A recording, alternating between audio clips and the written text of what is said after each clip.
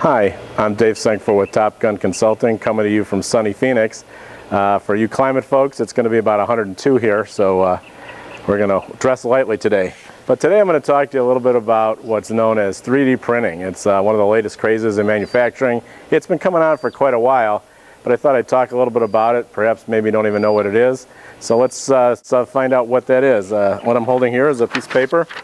Single piece. This is traditionally what's known as 2D printing. This is the things we've been using for the last 500 years, and we've gotten pretty good at that.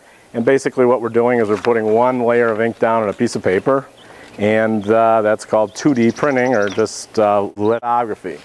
But what 3D printing does is it takes this and it lays down multiple layers of a part off of a 3D model that comes out of a computer program.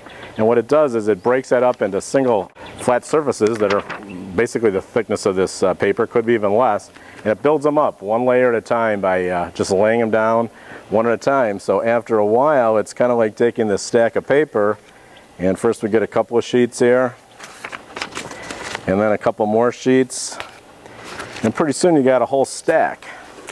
And if that model is created properly, you can duplicate a part. It does take some time, but if you build up enough thickness, you can come up with a part. Now, how is that different than our traditional manufacturing process here? I'm holding a little plastic kitchen object here. I can almost guarantee you this was made by plastic injection molding, which is just forcing material into a die. This lends itself to that. It's high volume and high production, and you knock these suckers out, bingo bango. But this kind of part here, this complex gear, is actually made of several pieces.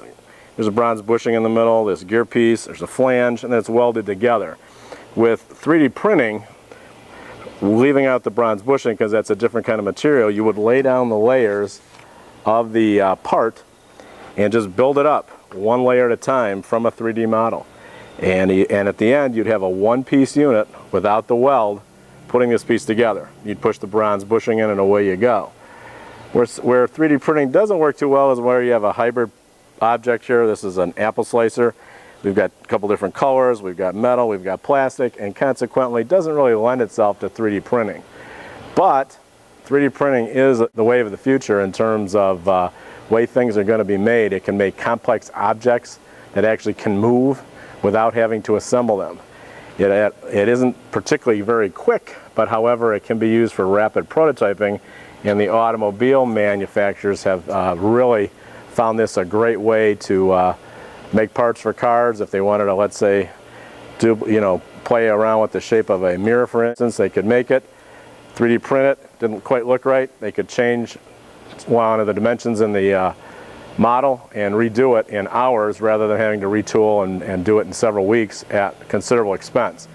Some of the disadvantages right now obviously are speed.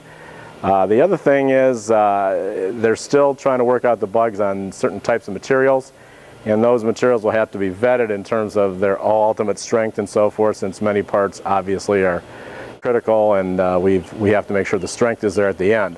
But I see a very bright future for 3D printing, and right now these particular machines are not terribly expensive. They're easy to size, meaning you can go from a cube this big to a machine that can actually do a very large part. The cost difference isn't very high, and it's a hell of a lot cheaper than buying multiple machine tools like lathes and grinders and milling machines to do the same processes. So that's pretty much what 3D printing is doing right now out in the world. Like I said, I think we're going to be seeing a lot more of them, and in fact I predict in 25 years or so you may even have one in your house making household objects when something breaks. So for now, again, it's Dave Senkford with Top Gun Consulting.